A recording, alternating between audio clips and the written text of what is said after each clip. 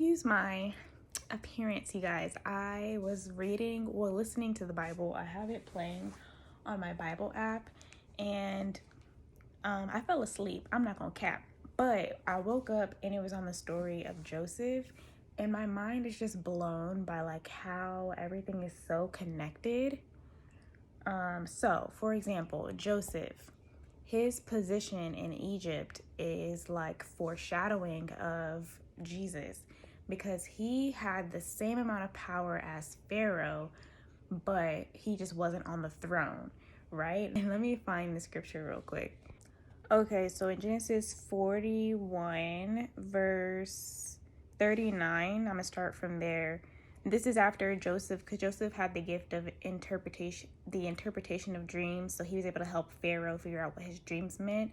And so then in verse 39, Pharaoh says, "Since God has revealed the meaning of the dreams to you, clearly no one else is as intelligent or wise as you are.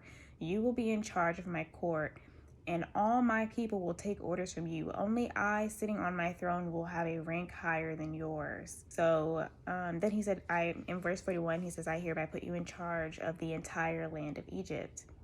And that foreshadows the authority of Jesus as a man here on earth, because even though Jesus had the same authority as God, he was still submitted to God the Father because he was on earth as a man for a purpose.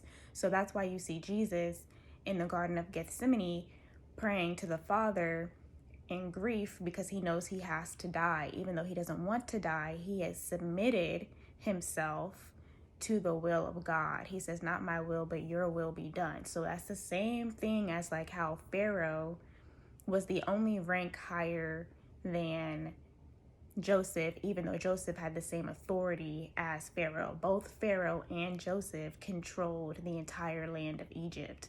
The only difference was Joseph just wasn't sitting on the throne, just like Jesus had not yet ascended to sit on the throne. Now, the other connection that I saw related to Jesus was Judah. Judah was one of Jacob's 12 sons. Now, if you don't know, Jacob had the 12 sons. I don't know why I put up 3 fingers. Jacob had the 12 sons who would then go on to be the 12 tribes of Israel, right? Well, Judah, there's a part in the story where Benjamin, the youngest son of Jacob, is found guilty of stealing. And so they say he has to come be a slave in Egypt. And Judah steps forward and is like, "No, please don't. Let me take the punishment on behalf of my brothers. Because if you take our youngest brother, it will kill our father Jacob." Because Jacob cherished Benjamin because it was the son of Rachel, I believe, right? And just like Joseph was a son of Rachel, because Leah was the one that, you gotta go read it. I'm sorry, there's a whole bunch of mess, okay? But basically, Jacob cherished Benjamin a lot, right? So if Benjamin had to be a slave in Egypt, it would hurt him so bad he would die, basically. So Judah steps forward and is like, "Nah, take me, bro. Like, let me be a slave instead. Let me take the punishment instead." And that foreshadows Jesus also, because Jesus steps forward on behalf of all humanity and takes the punishment, which is death, for sin. And I was just mind blown, right?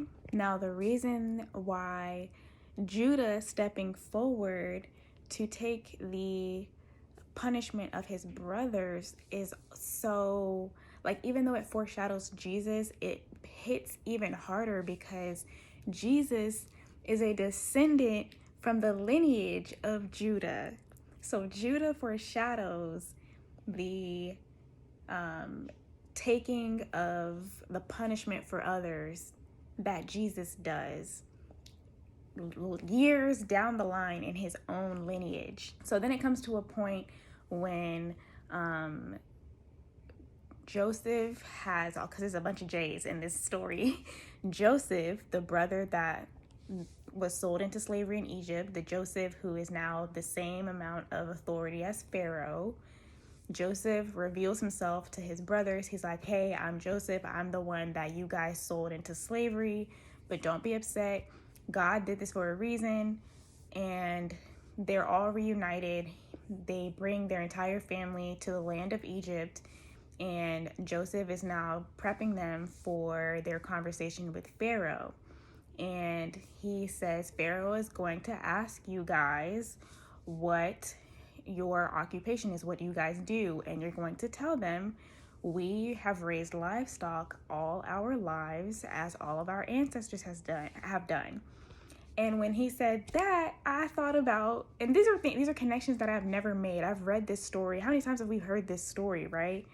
This other connection that God showed me was Cain and Abel. Okay? When he said, we raise livestock all our lives as all of our ancestors have done, I was like, yo, because Cain and Abel, they brought, what's the word I'm looking for? They basically brought like tributes to God, and God liked Abel's tribute, but not Cain's. What did Abel bring to God? If you go to Genesis 4, verse 3, when it was time for harvest, Cain presented some of his crops as a gift to the Lord.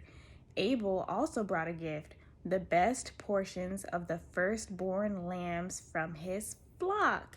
The Lord accepted Abel in his gift, but he did not accept Cain in his gift. This made Cain very angry, and he looked dejected. And this is when Cain kills Abel because he was so angry and jealous that God didn't like his gift. Abel raised livestock. So it's all connected, but now it makes more sense to me. And this is not necessarily connected to, well, at least I haven't seen the connection yet to Joseph in that story, but now I kind of understand a little bit more why God liked Abel's gift more than he liked Cain's gift, because when you kill something that has blood running through its veins, you cannot get it back.